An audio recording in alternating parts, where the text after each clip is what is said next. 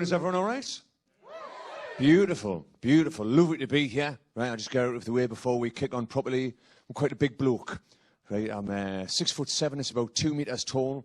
So during the age of COVID, I knew that I had to be a me away from me at all times. It's good height, right? Do you know what I mean? 6'7", 7'3" wingspan. There's only really two things I could be with these dimensions. One is an NBA swingman. The other is a desert scavenger bird. Other thing that I would accept is those inflatable things you see at used car showrooms. Quite an odd-looking bloke, right? Quite an odd-looking bloke. I feel like I've got the sort of head of a 12-year-old on top of something that should be defending a village. I'm doing Invisalign at the minute, right? I'm 37. Like, no one my age and my dimension should have metal in their mouth unless their primary job is fighting James Bond. It's good, right? I've just been staying in an Airbnb. I've never stayed somewhere with so much natural light. Like, I've never had to put sunscreen on before going to bed. Slip, slap, slop, sleep. That's the adage in the house. Left some eggs on the kitchen counter, came back and they'd hatched. It's quite exciting, right? I'm from Newcastle, that's what this accent is in the UK. Right, I'm aware it's quite a strong accent, but I need you to know that this is me working really hard to speak clearly. This is me genuinely operating in second gear. Because I go back home to my little backwater village where I'm from, and they all look at me and go, "Who's he trying to be with all these fancy spaces between his words?" But I really am. Right, I live in a lovely part of Melbourne called Box Hill. Fantastic area, right? Very sort of Asian area, right? I play basketball there. It's fair to say that someone has a little bit of a height advantage.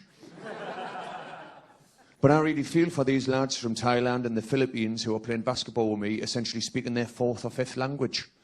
So I play basketball with them like I'm an officer in a World War II film, just sort of running about going, "Pass me the ball, I'm over here, keep a stiff upper lip, old chap, let's go get those bloody jellies."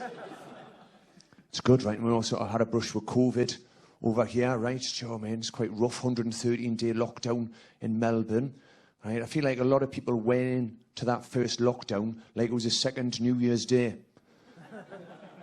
Everyone went into it with an attitude of, "I can and I will." And then after 3 weeks, everybody went, "I will eat from a can." Did a lot of things to people. You had to develop new pastimes and way to get through it all, right? One of the things that I did was I got into cocktail making. Oh, yeah.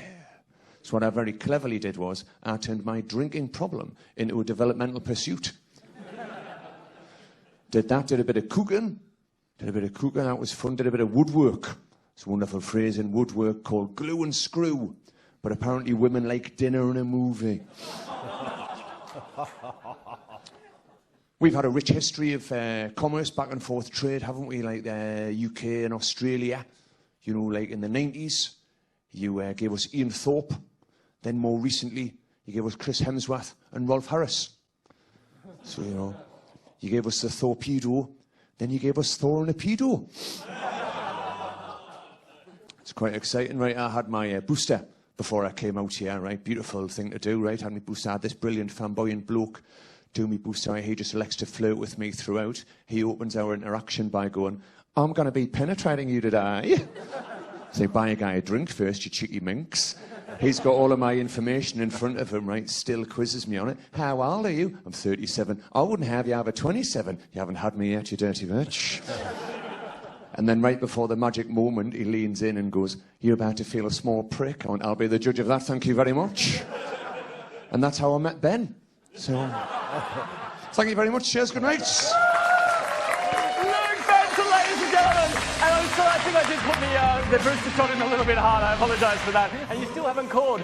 Luke Benson, you can catch Luke at the best of the Edinburgh edition, playing at the Capitol Theatre throughout the festival, and follow his social at Massive Benson. That's at Massive Benson. We'll be back with Simon Paloramas and Tony Goldsmith after the break.